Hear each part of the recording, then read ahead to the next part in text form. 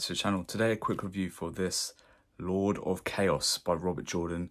This is book 6 in the Wheel of Time series. Now this is a very large novel. It is 1,000 pages in paperback, or in this like enormous hardback is about 900 pages.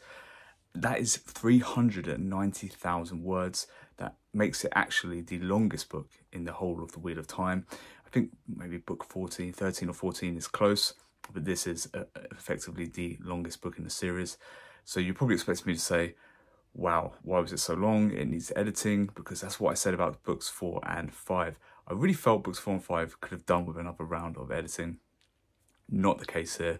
This book felt much shorter than the last two books. It felt less bloated. The pacing was much better. The plotting is better. To be fair, it is a stronger novel, I think, than those last two novels. One of those reasons is it brings back a lot of returning characters. It covers a much larger scope of the world.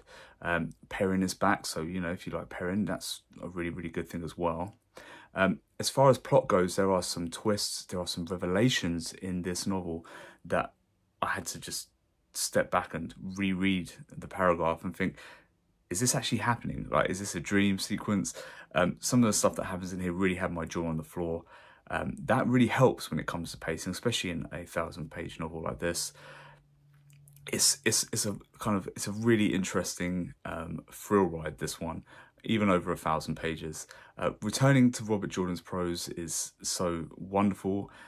I really feel so at ease with his writing style. I never feel left behind. I can always leave 5 or 6 months between his novels and never get left behind. He's always so good at keeping the reader caught up all the time. If I forget what colour hair a particular Aes Sedai has, or what their warder's name was, Robert Jordan will remind you often enough that you won't get left behind, for sure.